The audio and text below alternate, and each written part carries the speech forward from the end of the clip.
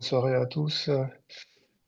Je suis docteur Brissiou, Bogdan Brissiou, radiologue interventionnel à l'Institut cardiovasculaire de Strasbourg, à Clinique Rénat. Donc, je vais vous parler il y a deux topos ce soir, hein. La vertébroplastie dans la prise en charge des fractures ostéoporotiques et oncologiques. Et la deuxième topo, un sujet assez intéressant et nouveau, l'embolisation à visée antalgique dans les pathologies ostéo-articulaires et tendineuses. Donc, on va commencer par la vertéroplastie. Je vais partager mon écran. Donc, je pense que tout le monde voit la topo. Oui, très bien. Ça marche. Alors, la vertéroplastie correspond à une injection contrôlée et mini-invasive de ciment au sein d'un corps vertébral fragilisé. Le but de la vertéroplastie, c'est d'améliorer rapidement les douleurs en rapport avec l'atteinte vertébrale, limitant ainsi le recours aux antalgiques, en particulier quand ils sont mal supportés ou inefficaces, mais aussi de stabiliser et de consolider les vertèbres fragilisées, hein.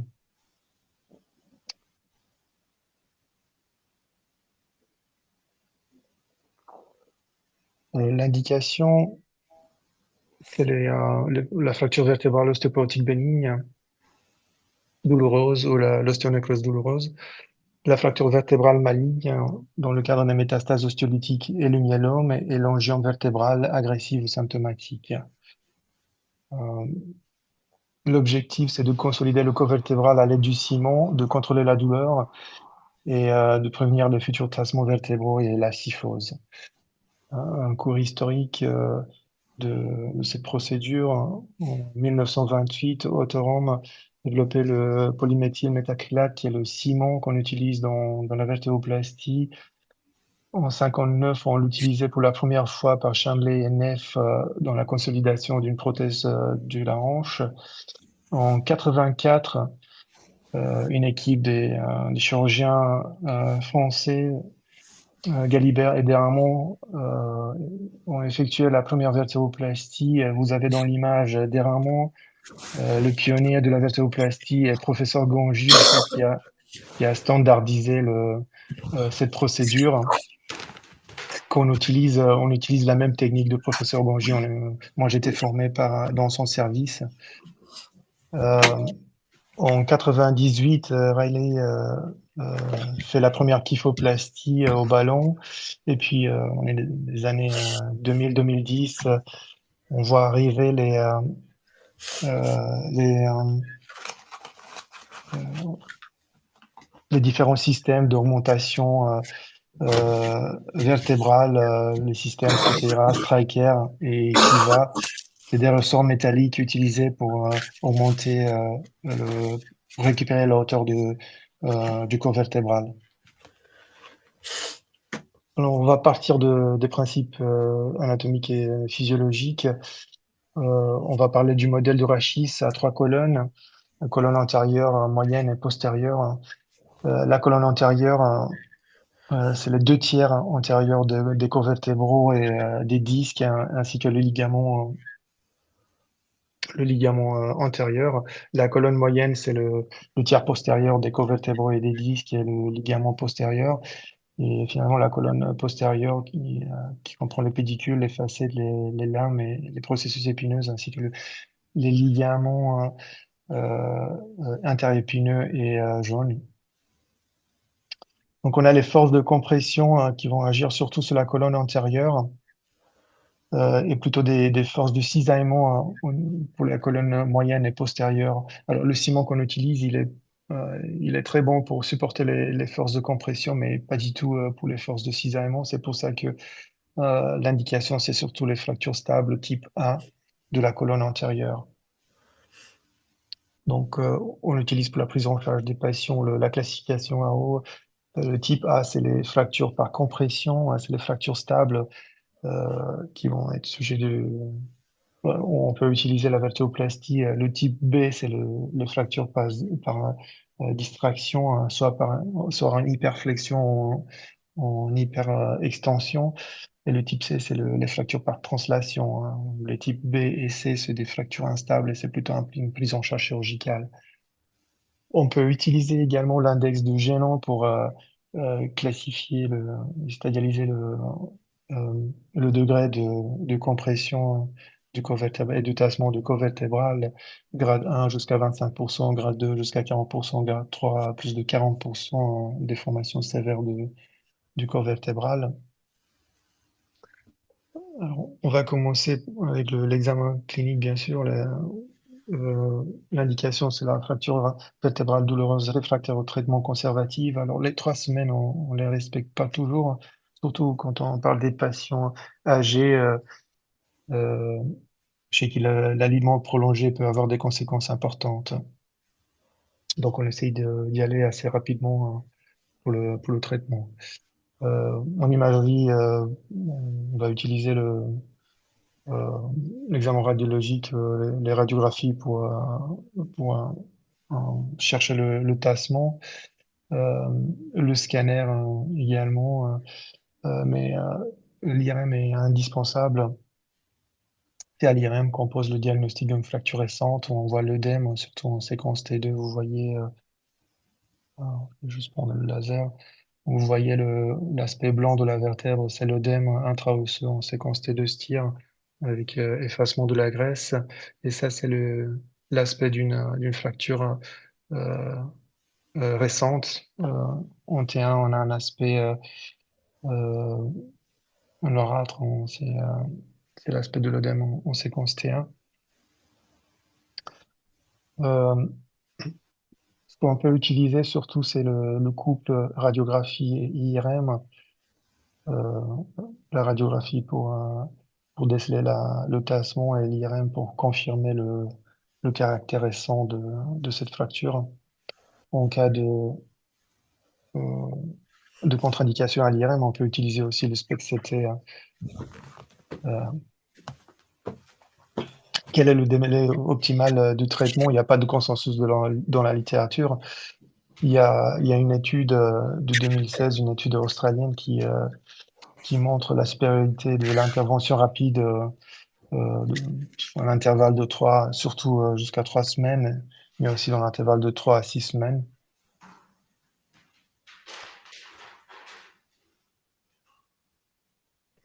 Donc, il y a eu plusieurs études sur l'efficacité de la vertébroplastie.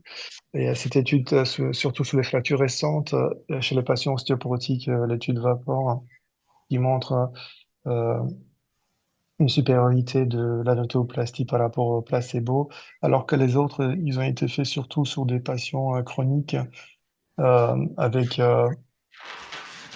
une seuil d'ostéoporose pas assez importante. Il y a le rapport Cochrane qui est apparu en 2018 qui avait comme conclusion qu'il n'y a pas euh, euh, de bénéfices significatifs de la vertébroplastie par rapport au placebo, mais en fait, c'est une étude qui avait des sérieux problèmes méthodologiques.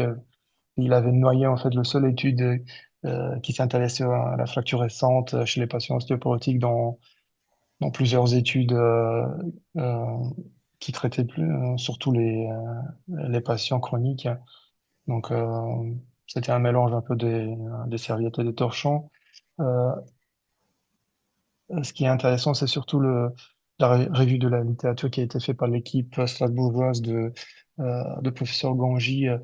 On a étudié en fait tout ce qui a été publié sur les vertébroplasties versus traitement conservatif dans 10 ans, de 2010 à 2019, et qui ont trouvé en fait qu'il y a une euh, euh, réduction de la mortalité à 1 an de 19% et de la morbidité à 36%, avec une, euh, une baisse de l'infection de tout type à 1 an de 77%, qui est très importante.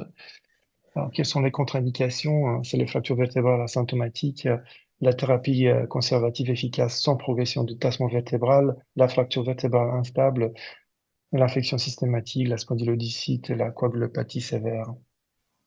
Alors, quelques types particuliers euh, de tassement et de fractures vertébrales. L'ostéonécrose, la maladie de Kumel, c'est la fracture chronique et non guérie avec une nécrose osseuse qui va accumuler dans une cavité soit du liquide, soit du gaz. Là, en IRM, on voit une cavité liquidienne et là, en scanner, vous voyez une cavité euh, gazeuse. Bon, c'est des patients qui ont des douleurs chroniques qui vont pas disparaître s'il y a pas de traitement, s'il n'y a pas de consolidation de la vertèbre. Et c'est une indication, une bonne indication de traitement dans le cadre des fractures chroniques. La vertèbre plana, c'est la douleur persistante avec signe de consolidation incomplète en imagerie. Vous voyez un affaissement quasi complet de la vertèbre. Euh, Ça peut être une indication très bonne de vertébroplastie, juste 2-3 millilitres de ciment et ça peut faire partir la symptomatologie. La fracture vertébrale maligne, lésion ostéolytique douloureuse du corps vertébral sans instabilité sagittale, sans compression neurologique. L'atteinte du mur postérieur, c'est une contre-indication plutôt relative. Alors, on a des signes en IRM pour différencier les fractures bénignes des fractures malignes, surtout quand on fait la diffusion et on voit la baisse de l'ADC.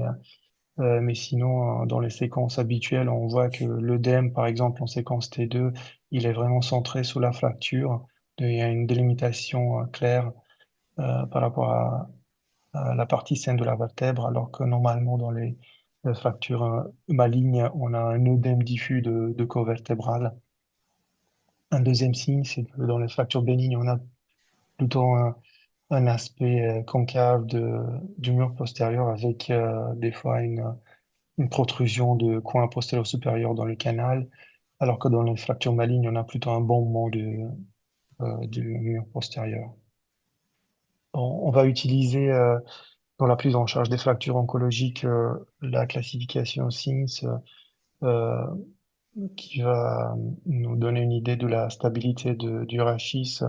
Jusqu'à 6 points, on a un rachis stable, donc c'est plutôt une indication pour la vertébroplastie, alors qu'à partir de 7 points, on parle plutôt euh, d'une colonne instable et normalement, il faut demander un avis chirurgical.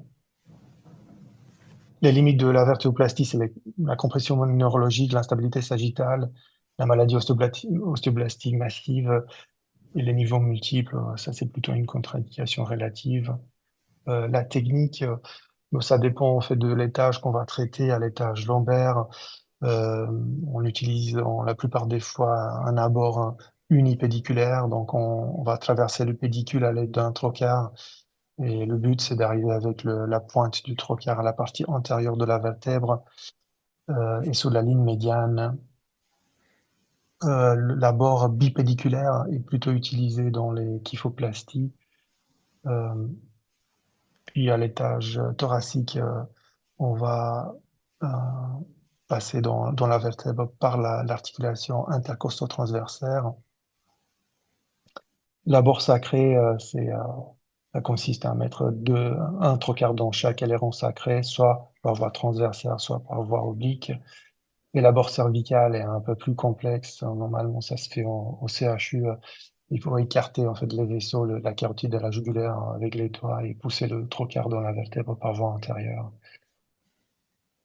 Alors, l'injection de ciment, ça se fait sous contrôle scopique continu de profil pour éviter euh, le reflux dans le canal rachidien.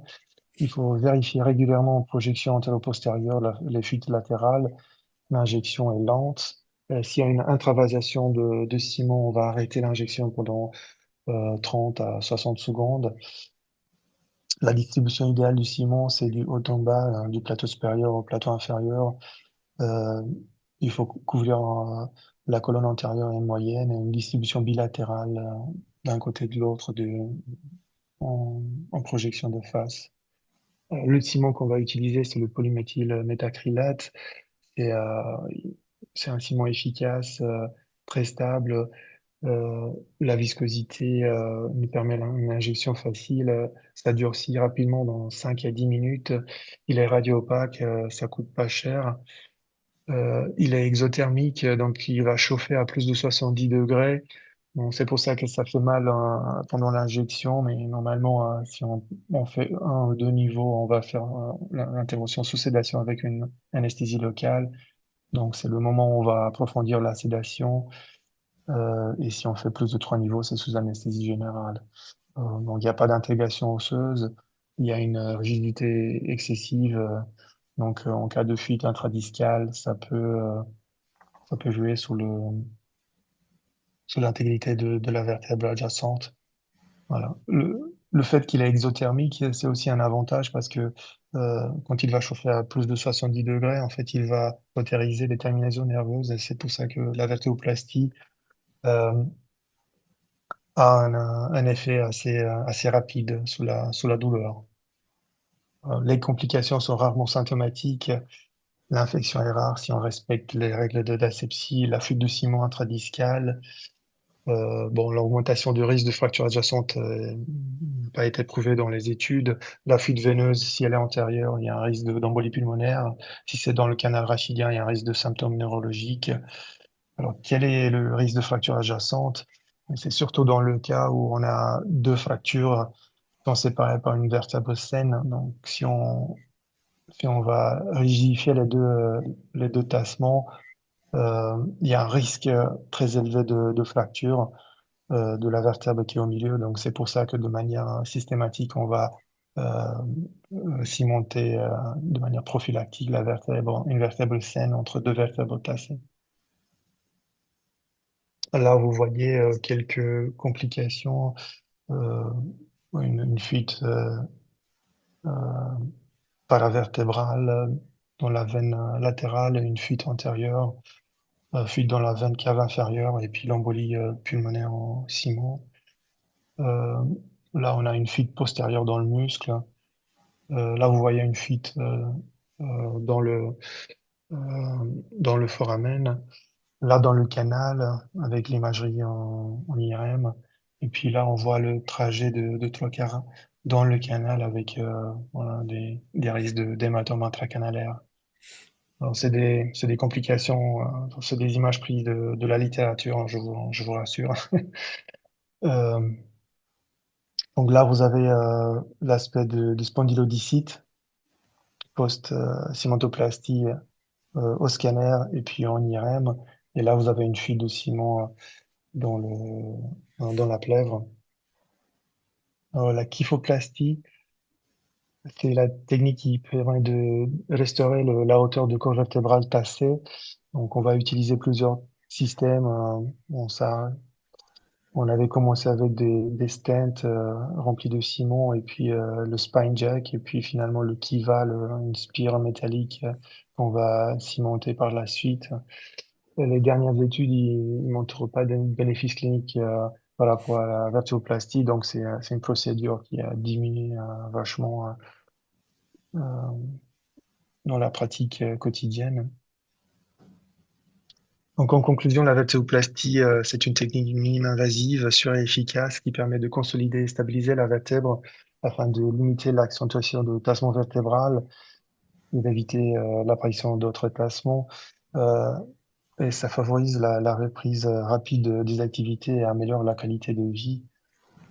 Euh, la kyphoplastie en oncologie, il n'y a pas beaucoup de bénéfices, surtout qu'il y a ça a été montré qu'il y a une augmentation des cellules cancérigènes dans la circulation. Euh, alors c'est bien de traiter les fractures, mais c'est peut-être mieux de les prévenir. Donc, on va parler un petit peu de l'ostéoporose. Donc, les études montrent que les gens qui ont dépassé 50 ans, ils ont un risque de fracture ostéoporotique 1 sur 3 chez les femmes et 1 sur 5 chez les hommes. L'ostéoporose, c'est la quatrième cause de morbidité en Europe. Euh, à l'heure actuelle, on dépense 50 milliards d'euros par an pour traiter l'ostéoporose. C'est juste on les dépense à 97% dans les traitements et juste à 3% dans la prophylaxie. Alors, est-ce qu'on fait bien le screening de l'ostéoporose? Non. On utilise en ce moment l'ostéodensitométrie avec un T-score à moins de 2,5 pour diagnostiquer l'ostéoporose, alors qu'il y a quand même des faux négatives chez les personnes obèses, chez les athérosclérotiques, dans le cadre des tassements vertébraux chroniques et dans le cadre de l'arthrose importante du rachis. Donc une deuxième option, ça serait le scanner quantitatif qui va calculer en fait la densité de la moelle osseuse en utilisant des scanners qu'on fait de manière habituelle, soit un scanner injecté ou non injecté. Il y a une équipe euh, de l'hôpital universitaire de Munich qui ont même ils ont trouvé une formule du calcul de cette densité au scanner en fonction de type de scanner injecté ou non injecté. Ils ont même développé un logiciel, un site sur Internet où on peut s'amuser à charger le scanner et en utilisant l'intelligence artificielle, il calcule le risque de fracture et les fractures pour chaque niveau vertébral. Alors c'est un logiciel qui n'est pas encore validé pour le diagnostic de l'ostéoporose et des fractures vertébrales, mais ça peut avoir une valeur orientative. Il y a cette étude de 2019 qui montre euh, qu'on peut se fier au calcul de la densité osseuse au scanner.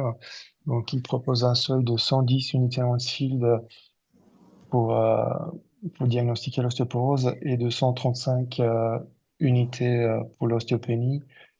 Euh, dans le cadre de l'arthrose importante du rachis, c'est plutôt indiqué d'utiliser les données de scanner et pas de l'ostéodensitométrie.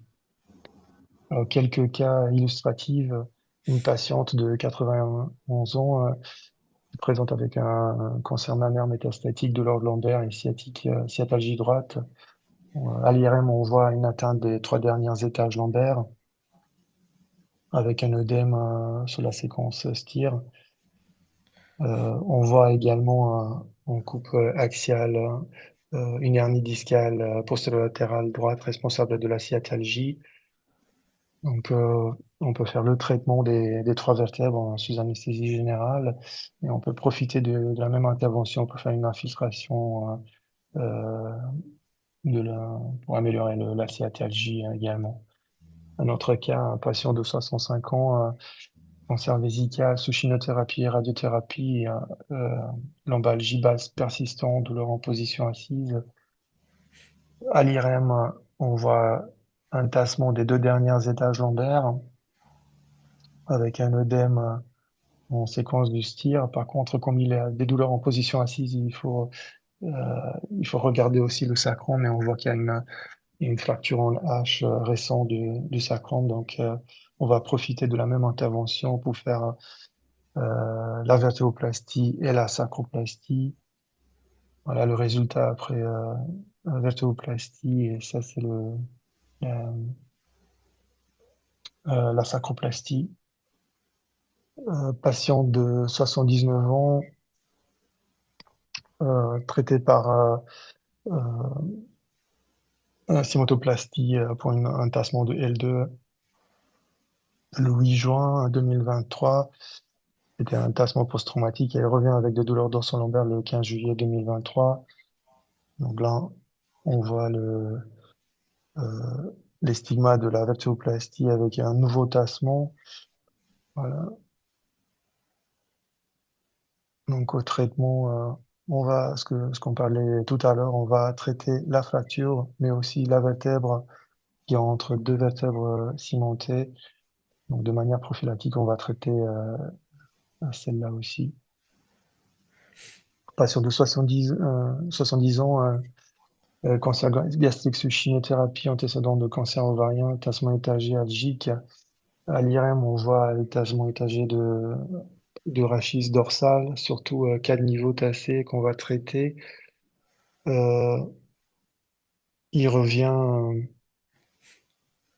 Quelques mois après, avec des douleurs importantes, on fait l'IRM, on voit qu'il y a un tassement de tous les autres niveaux dorsal et lombaire. Donc, on va compléter le traitement avec une vertébroplastie étagée de presque tout le rachis dorso-lombaire. Voilà, ça ressemble à ça en salle d'intervention. Et puis, ça fait toujours plaisir quand on reçoit le rapport de l'oncologue qui dit un mois après qu'il y a une disparition des douleurs, hein. Une patiente de 30 ans, chute de cheval, elle se présente aux urgences, on fait la radiographie, on trouve un tassement, euh, voilà, un tassement qu'on visualise bien au scanner aussi. Voilà, un IRM. Par contre, ce qu'on voit en IRM, c'est qu'il n'y a pas juste un tassement de la vertèbre, mais aussi une atteinte des ligaments postérieurs. On a une rupture complète de ligaments euh, épineux et du ligament jaune. Donc ça, c'est déjà une fracture instable qui touche la colonne postérieure, un type B2, et la prise en charge est chirurgicale par arthrodèse.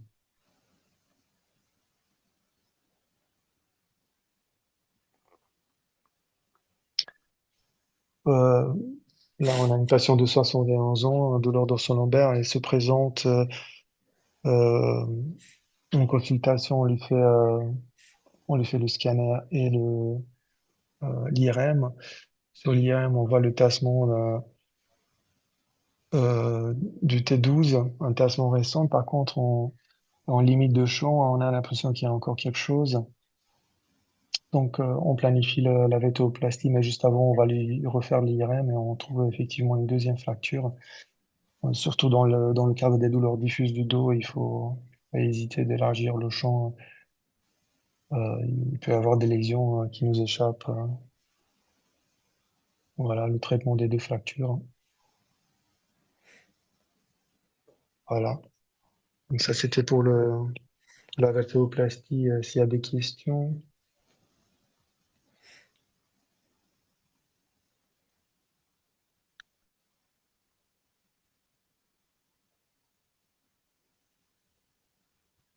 Actuellement, les patients qui ont une cibantoplastie comme ça restent combien de temps à l'hôpital?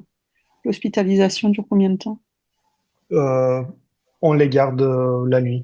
Donc, Juste la nuit. hospitalisation juste la nuit. Mais Mm. même, ça se peut se faire même en ambulatoire, hein. Mhm. Mais on le garde la nuit juste voilà, pour une surveillance. Ce qui se passe, c'est que donc il y a le geste, et puis 3 heures après, ils peuvent se mettre assis, et puis 4 heures après, ils peuvent déjà marcher. Voilà. La surveillance, c'est juste pour éviter un saignement ou quelque chose qu'on n'a pas vu tout de suite en salle. Mais la plupart des fois, on n'a jamais eu on n'a jamais eu de saignement ou de déficit neurologique après une vatéoplastie. Voilà. Mais on fait systématiquement une hospitalisation de 24 heures, pas plus. Merci.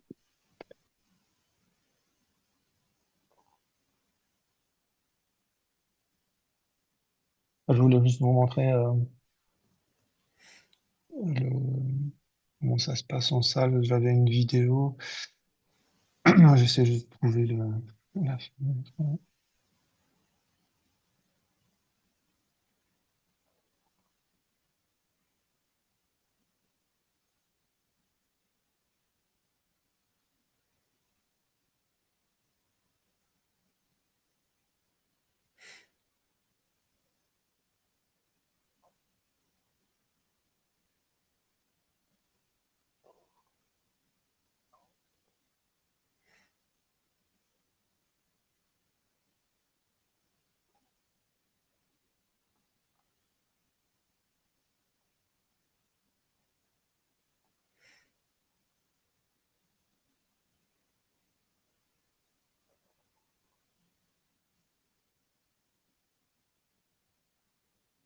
Voilà, donc ça c'est une vidéo où la vaséoplastie en salle d'interventionnelle. Donc là, on a l'angiographe, la table d'intervention. Bon, là, c'est pour un seul niveau, donc ça va être sous sédation avec anesthésie locale. Donc on fait un repérage du pédicule en oblique. Ça, c'est l'aiguille d'anesthésie locale. Une bonne anesthésie jusqu'au pédicule. On va placer après le trocar et on va avancer dans le pédicule de face pour bien visualiser euh, le bord inter du pédicule qui est en fait la limite avec le canal. Donc on essaie de ne pas dépasser cette limite pour éviter un passage dans le canal. Voilà. Et une fois qu'on arrive avec l'aiguille en regard du mur interne du pédicule, on va passer en sagittal. Bon, là, on est déjà dans le corps vertébral, donc on a passé le canal. Et puis, on va continuer sur cette incidence jusqu'à la partie antérieure du corps vertébral. Voilà, là, c'est la préparation du ciment. On a, on a un solvant avec la poudre de ciment qu'on va mélanger avec ce mélangeur. Donc, actuellement, on a deux systèmes de cimentoplastie. On a un système Thibaut et le système de professeur Gangy. Non, ça, c'est le système Thibaut.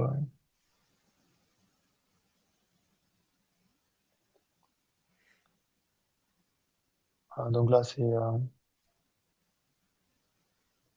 on va charger en fait le ciment dans ce membrane métallique hein, qu'on va connecter à l'aiguille. Et puis, on a un pousseur qu'on va utiliser pour injecter le ciment dans la vertèbre. Donc là, vous voyez l'injection du ciment. Donc, on injecte doucement pour bien voir la progression du ciment dans le corps vertébral. Dès qu'il y a une fuite, on va s'arrêter, on va attendre 30 à 60 secondes. Voilà, il y a pas de ciment qui déborde vers le postérieur, il y a pas de fuite veineuse antérieure non plus. Voilà, on va contrôler de face de temps en temps pour s'assurer qu'il n'y a pas de fuite latérale qui va être cachée par le ciment déjà en place.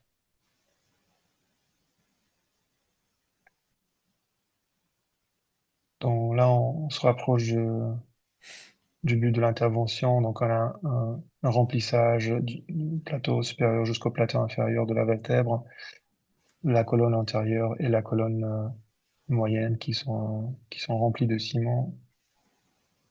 On va pousser le reste du ciment à l'aide d'un membrane métallique. Et puis on va retirer l'aiguille au niveau du pédicule. Donc on va faire les images de contrôle et puis on va faire une acquisition type CBCT, une acquisition type scanner qu'on peut faire avec cet appareil pour bien voir la répartition du ciment et, s'assurer qu'il y a pas de fuite, hein. Voilà.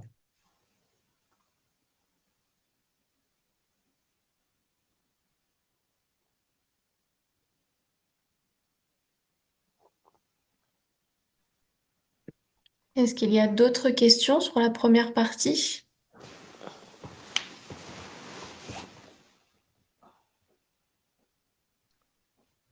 Voilà, mais sinon, là, on peut passer, Je pense qu'on peut enchaîner, oui, avec la deuxième. ouais, la deuxième. Alors, je vais juste,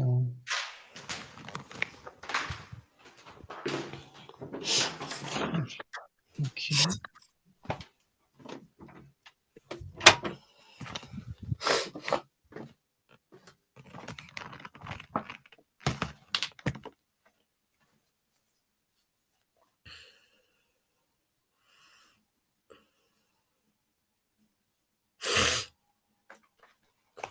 Voilà, donc, l'embolisation ontologique dans la pathologie ostéo-articulaire et tendineuse. Euh, Tout a été commencé avec Dr. Yuji Okuno au Japon, hein. C'est un radiologue interventionnel qui a commencé il y a 20 ans ce type de procédure et qui a une activité très importante depuis. il y a 3 cliniques au Japon actuellement qui vont traiter 1000 patients par mois seulement avec cette procédure. Bon, il y a plusieurs applications au niveau du membre inférieur. On peut traiter la gonarthrose, la tendinopathie patellaire, la tendinopathie calcanéenne, et puis on va voir aussi au niveau du membre supérieur. Donc, euh, la- on a la plupart des données, la plupart des études ont été faites sur la gonarthrose. Euh, bon, ça, le diagnostic, c'est la radiographie avec la classification Kellgren-Lawrence. On a les quatre stades avec grade 2 atteinte moyenne et grade 3 et 4 atteinte sévère. Euh, donc actuellement, l'arthrose, donc on voit la répartition en France, donc c'est à 30% jusqu'à 45 ans, à 65% jusqu'à 65 ans, et puis plus de 80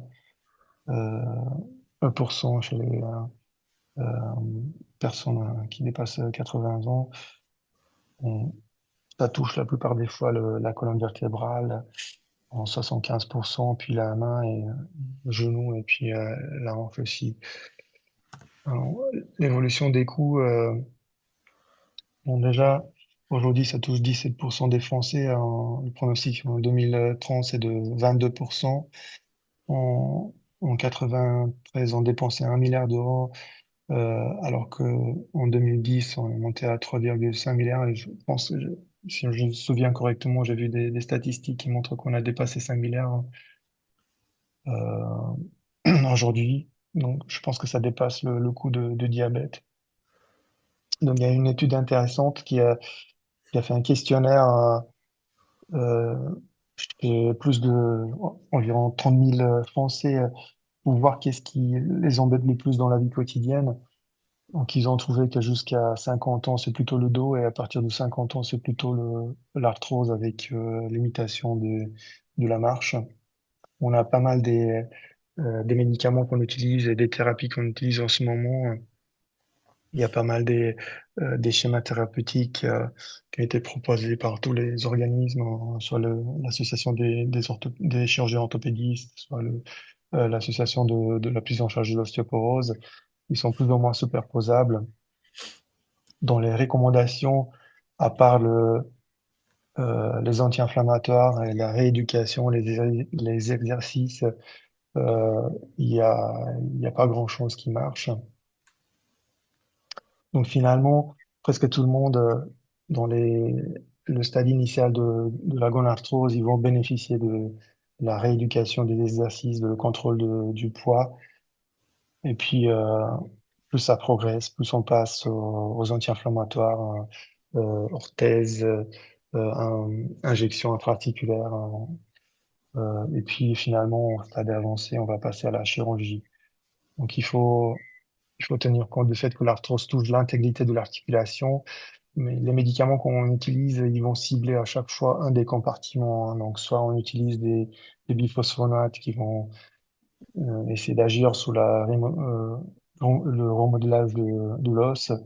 On a les anti-inflammatoires qui vont cibler la synovite, et puis les anti-inflammatoires de nouvelle génération qui vont cibler le cartilage, la dégradation du cartilage.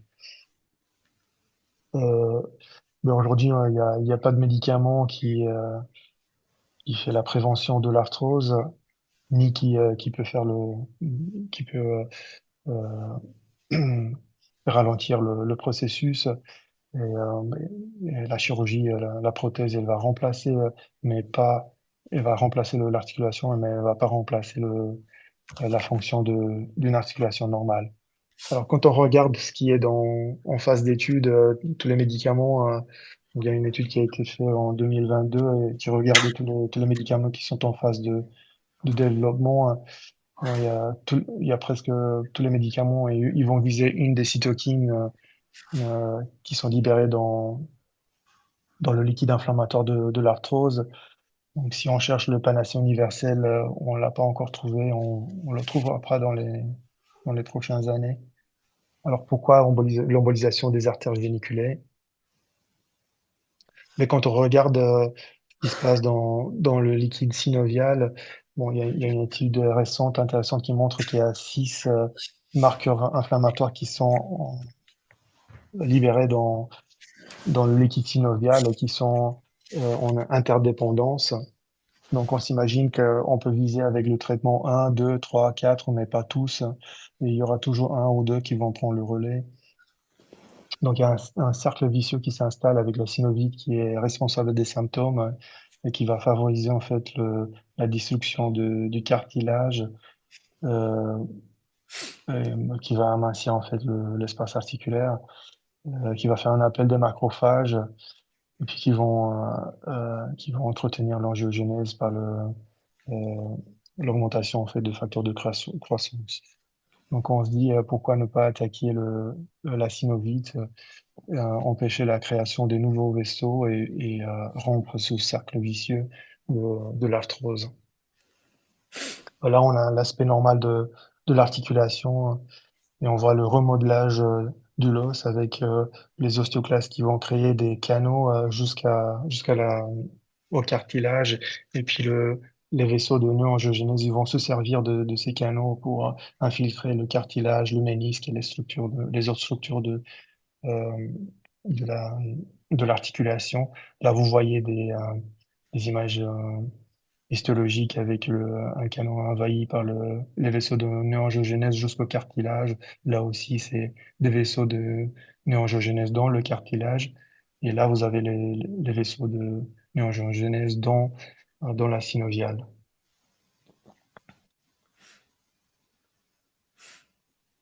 Alors, comment on fait l'embolisation?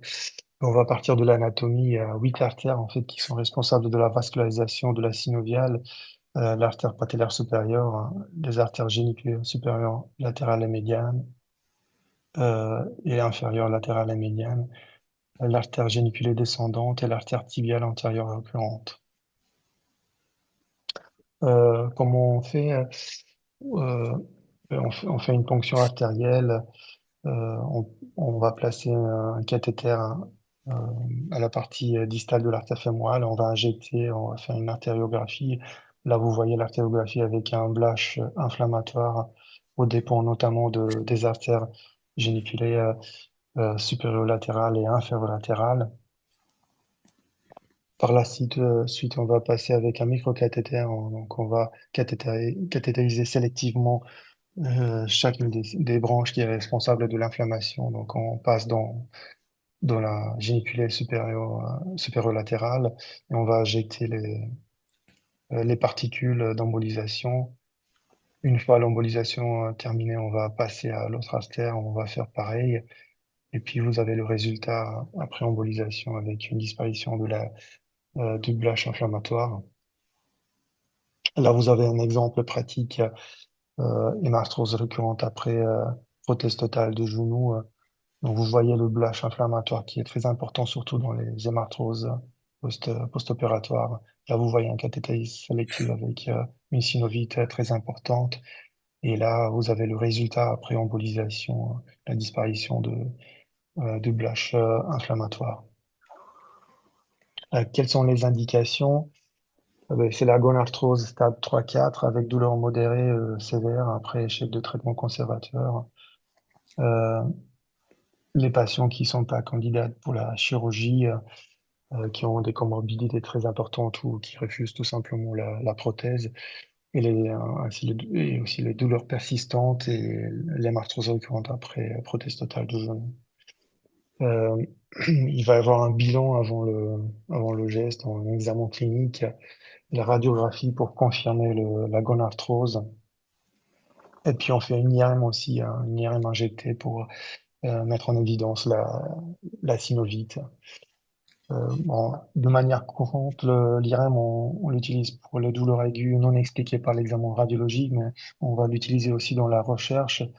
Il y a deux scores en IRM, le score WORMS et surtout le score MOX, qui est un score quantitatif on a utilisé aussi dans les études sur l'embolisation des artères géniculées. Donc ça, c'est un score qui va calculer pour chaque euh, structure de l'articulation le, la dégénérescence. Euh, donc on va regarder l'os, le ménisque, les ligaments, le cartilage et on va quantifier en fait les modifications pathologiques. Il y a 6 études prospectives qui ont été réalisées sur l'embolisation des artères géniculées et qui montrent une efficacité de 60 à 80%. Donc il y a deux scores qu'on utilise dans l'arthrose du genou, le score WOMAC et COS, en fait, qui vont étudier l'évolution de la symptomatologie et de la raideur articulaire avant et après l'embolisation. Donc, on a un succès technique à plus de 97% avec un faible taux de complications. On a une étude aussi, on fait plusieurs études qui montrent l'efficacité de l'embolisation aussi dans l'hémarthrose. Et on voit qu'à 2 ans, tous les études nous ont montré une baisse de la douleur, ainsi que de l'utilisation des anti-inflammatoires et des antalgiques. Quelles sont les complications? Mais il y a 3 complications principales. C'est euh, la décoloration cutanée. Non, le but dans l'embolisation géniculée, c'est de ne pas de fermer, d'occlure les vaisseaux normaux, mais surtout les vaisseaux de néangiogénèse. Donc, on va épargner euh, les vaisseaux, les artères géniculées. Donc, c'est pour ça que normalement, il y a pas, il y a plutôt une décoloration, mais on n'arrive pas à avoir une nécrose cutanée. Et même s'il y a une décoloration, ça passe dans quelques jours après l'intervention. Ce qu'on peut faire aussi, et ce qu'on fait des fois, c'est on met une poche de glace sur le genou. Donc on va faire une vasoconstriction des vaisseaux cutanés qui vont protéger en fait la peau. Il y a aussi la néopathie périphérique à 10% qui est régressive et la douleur ischémique qui est rarement sévère. De toute façon, ce qu'on dit aux patients, c'est que ça peut s'empirer avant que ça s'améliore. Donc normalement, il y a une semaine où il peut avoir des douleurs plus importantes et puis il y a l'effet antalgique qui va s'installer progressivement.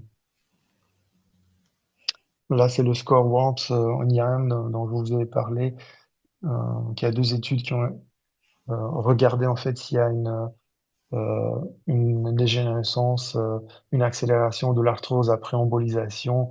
Donc, il y a une étude de 2 ans qui a montré qu'il y avait une progression de l'arthrose, mais pas de manière accélérée, donc plutôt une évolution normale de la maladie. Et puis une deuxième étude qui a montré qu'il n'y avait pas de progression de l'arthrose. Donc les caractères, c'est que c'est une procédure réalisable avec un taux de réussite important, surtout chez les patients avec des modifications modérées jusqu'au sévère de la gonarthrose. Voilà, à l'avenir, euh, ce qui est intéressant, c'est d'avoir les particules résorbables euh, qui ont été développés au Japon et qui sont pas encore arrivés sur le marché européen. Donc là, on a l'exemple d'un patient de 55 ans qui a une arthrose récurrente. On voit une prise de contraste très importante avec un épaississement de la synoviale en IRM et au scanner aussi. Donc on voit le blush de la synoviale après injection de produit de contraste, le cathéter sélective de l'artère géniculaire inféromédiale. Voilà, l'aspect après embolisation. Bon, là, c'est l'artère géniculaire supérieure, suprémédiale, et puis l'aspect après embolisation. Donc, la tendinopathie patellaire, on va partir euh, de la structure du tendon. Donc, on a un compartiment intrinsèque fibulaire, un compartiment extrinsèque vasculaire, nerveux et la composante immunologique. Dans les lésions tendineuses, on a les trois étapes. L'étape inflammatoire qui va durer 2 jours, l'étape réparative qui va durer quelques semaines, et puis l'étape de remodelage qui va durer des mois. Alors, dans la guérison normale euh, du tendon, il y a une étape de néoangiogénèse, on va dire physiologique, qui est pas censée durer plus de quelques semaines et qui va se tarir après pour laisser la place au compartiment intrinsèque de guérir le tendon. Alors, qu'est-ce qui se passe quand cette néoangiogénèse ne disparaît pas? Ben, on a une lésion chronique qui est entretenue en fait par les néovaisseaux. Ce qu'on a trouvé aussi, c'est que normalement la néoangiogénèse produit de collagène type A qui est moins résistant par rapport à la collagène type 1 qu'on retrouve dans un tendon normal. Donc, plus la néoangiogénèse persiste, plus on va avoir un tendon qui va avoir une structure de plus en plus faible. Donc, il y a une étude de 2020 qui montre en fait que les vaisseaux de néoangiogénèse sont très perméables, donc ils sont pas capables d'amener les nutriments jusqu'à la partie distale euh, des fibres tendineuses. Donc, ça participe à une nutrition correcte du tendon.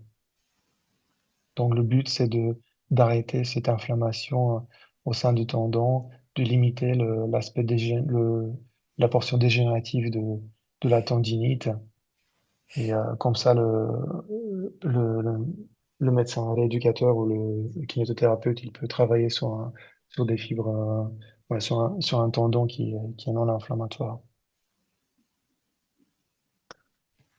Donc ça touche plutôt les athlètes en 45%. Il y a plusieurs théories de pathogénèse vasculaire mécanique, conflits nerveuse. En imagerie, on voit un épaississement du tendon à plus de 6 mm. Il faut bien faire le diagnostic différentiel avec l'arthropathie fémoro-patellaire, l'anthésite inflammatoire, l'anthésite microcristalline et les autres variants de la normale. Donc en imagerie, c'est surtout l'IRM. On voit soit une atteinte discrète avec un discret épaississement du tendon et surtout un œdème à la partie postéro-supérieure du tendon. Soit on a un aspect caricatural avec avec un épaississement à plus euh, un épaississement très franc du tendon et l'œdème très visible. À l'échodoppler, on va voir euh, une angiogénèse, en fait, un hypersignal en échodoppler. Alors, le gold standard du traitement, ça reste le réentraînement musculaire excentrique avec la mise en charge progressive. En deuxième place, ça va être les ondes de choc extracorporel et puis la PRP. Hein. Alors, l'embolisation, l'indication, c'est la tendinopathie résistante au traitement conservatif. Donc, si on laisse en fait traîner la tendinopathie, il y a une étude qui montre en fait que surtout dans la tendinopathie patellaire, il y a une excitabilité de faisceau corticospinal, donc il y a un changement en fait de la perception de la douleur chez les patients atteints d'une tendinopathie patellaire, parce qu'il y a aussi une croissance des, des nœuds en nerfs à l'intérieur des lésions tendineuses.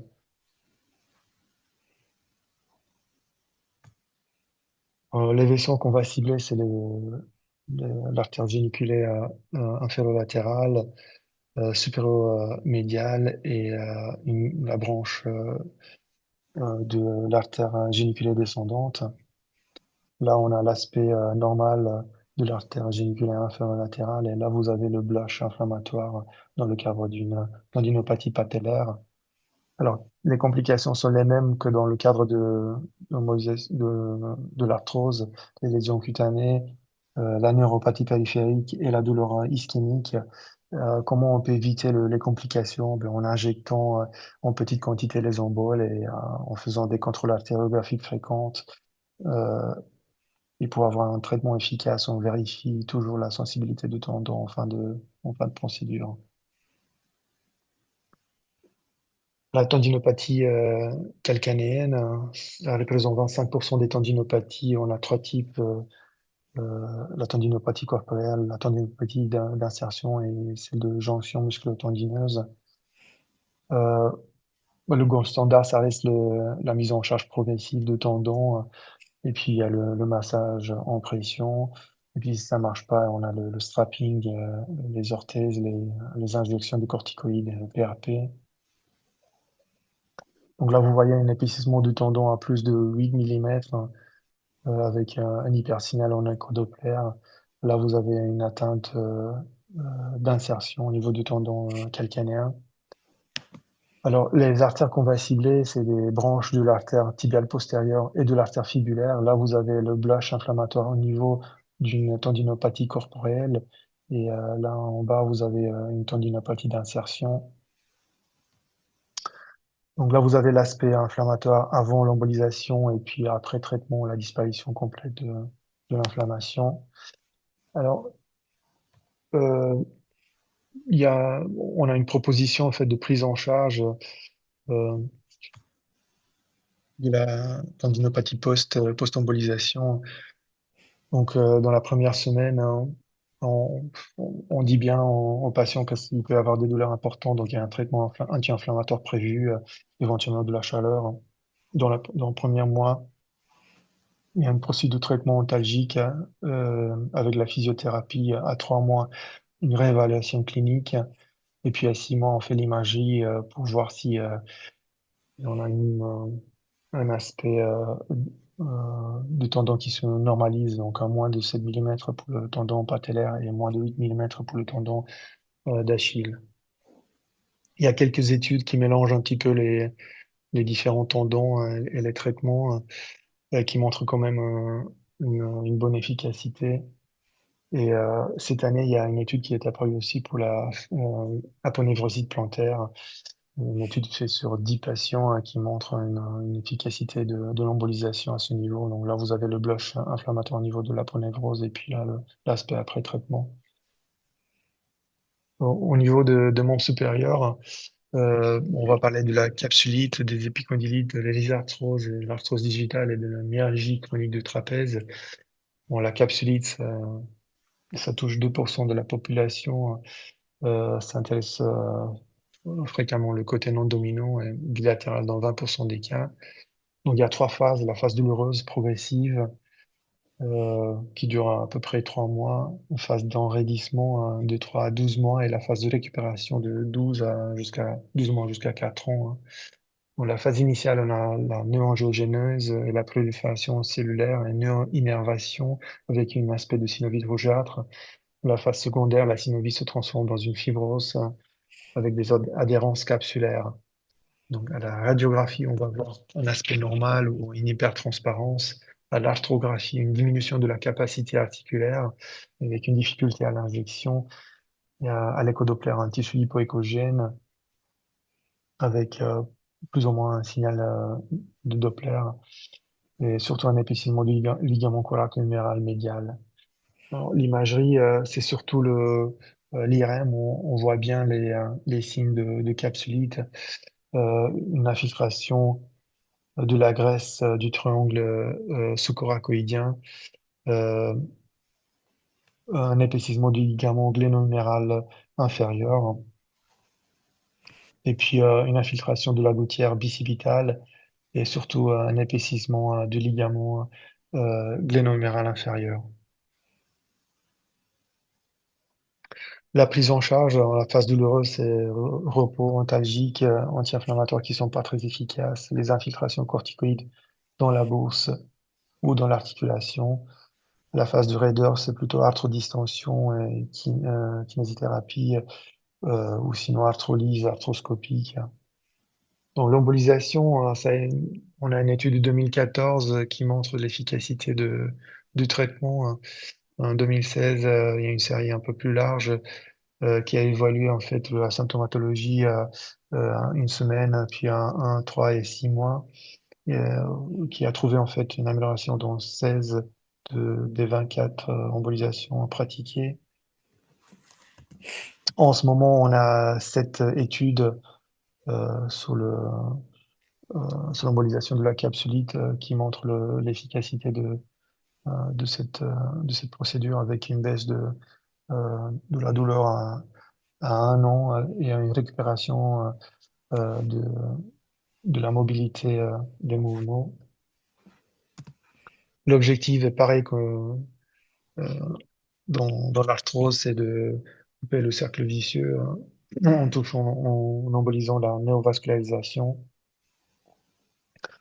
Alors, les artères qui participent à la vascularisation de la capsule, c'est l'artère suprascapulaire, la thoracoacromiale, l'artère coracoïde, et ça c'est intéressant, il n'a jamais été décrit dans les bouquins anatomiques. C'est Dr Okuno en fait qui l'a décrit pour la première fois.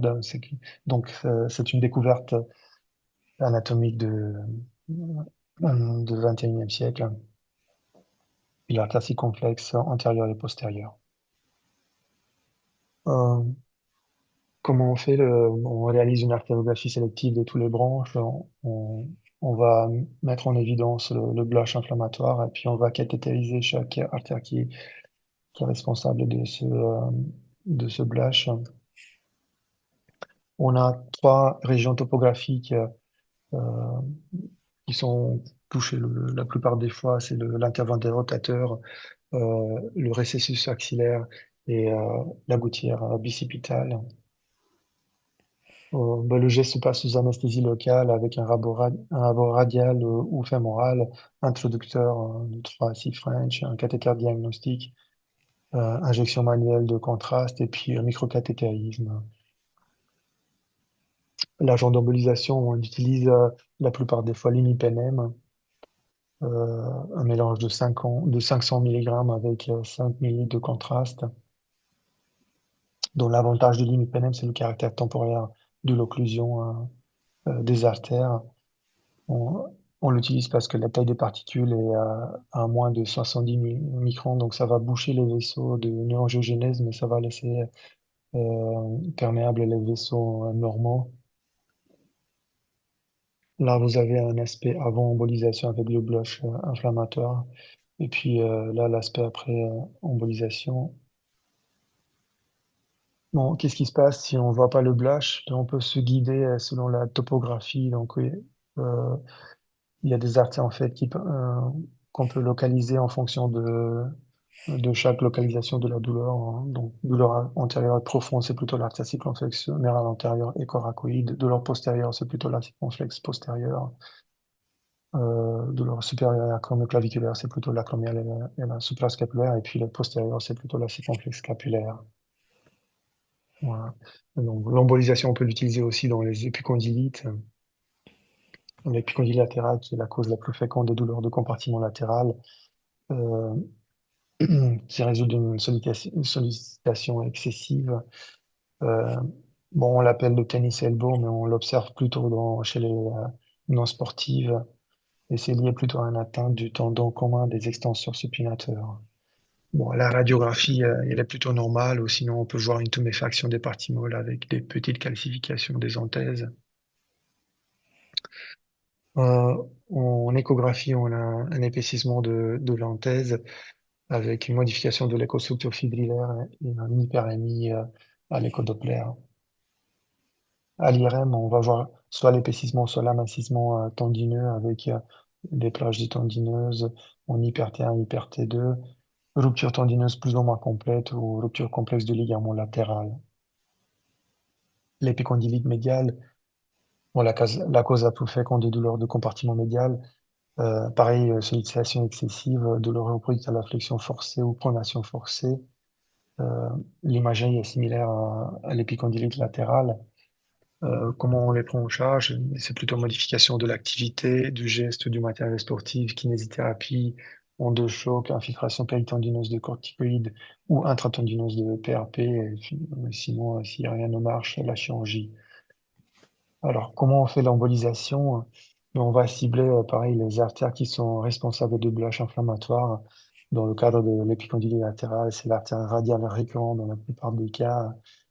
Euh, et l'interosseuse, et puis l'épicondyle médiale plutôt avec l'artère récurrente ulnaire.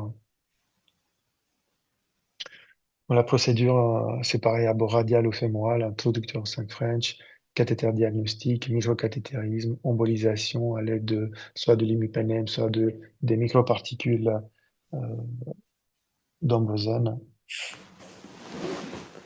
Il y a quelques études qui montrent l'efficacité de cette procédure. Là, vous avez un exemple avec un blush au niveau de l'artère récurrente radiale.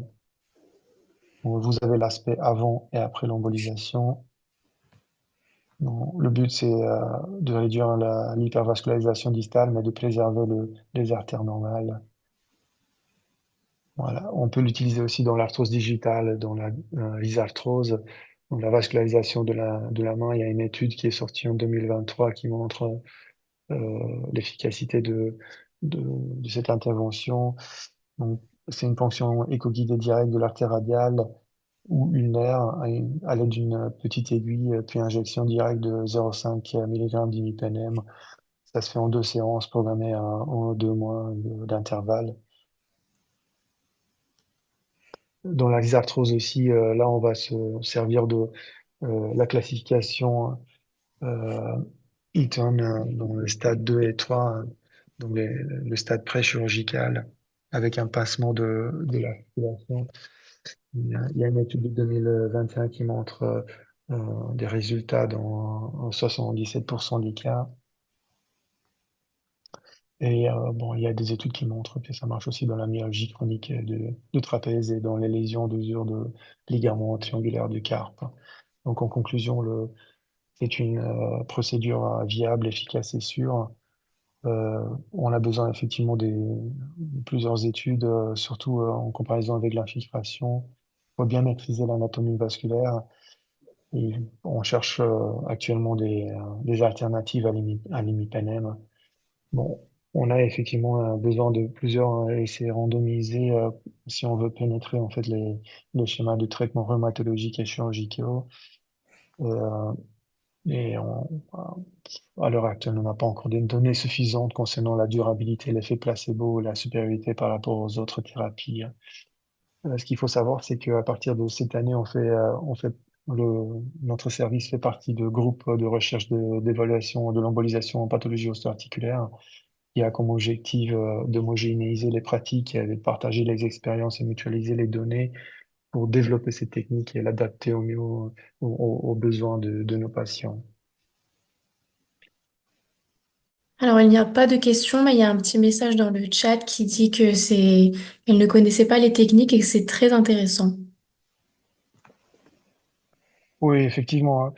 Donc moi, j'ai pas amené les images qu'on a fait. On a eu quelques patients, surtout sous les capsulites, des patients qui ont des douleurs depuis 1 an et demi et 2 ans. J'ai en tête une patiente je l'ai vue en consultation, elle avait des douleurs à 10/10, elle était sous morphinique, euh, elle dormait plus depuis 1 an dans le lit parce elle arrivait plus à s'allonger, elle dormait dans un fauteuil, donc on a fait l'embolisation, je l'ai vue 1 mois après, il y avait une disparition complète des douleurs, alors que normalement c'est juste dans la plupart des cas c'est une diminution de la douleur, mais là la douleur était complètement disparue. Elle était plus sous morphinique depuis 2 semaines et elle avait récupéré à 80% la mobilité de l'articulation. Donc, je pense que avec une bonne sélection des patients, on peut vraiment, on peut amener des bénéfices importants.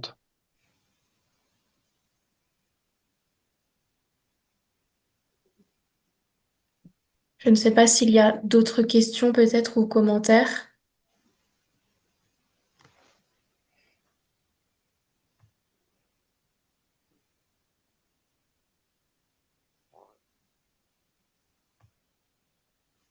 En tout cas, pour rappel, cette session sera enregistrée et disponible si jamais vous voulez revisualiser certaines images, certains contenus. Et s'il n'y a pas d'autres questions, eh ben, je vous propose qu'on s'arrête là. Et je vous remercie à tous d'avoir assisté à ce webinaire et je remercie le docteur Bricciu pour cette présentation très pertinente Et je vous souhaite à tous une excellente soirée. Merci et bonne soirée à vous tous. Merci. Au revoir. Bonne soirée. Bonne soirée.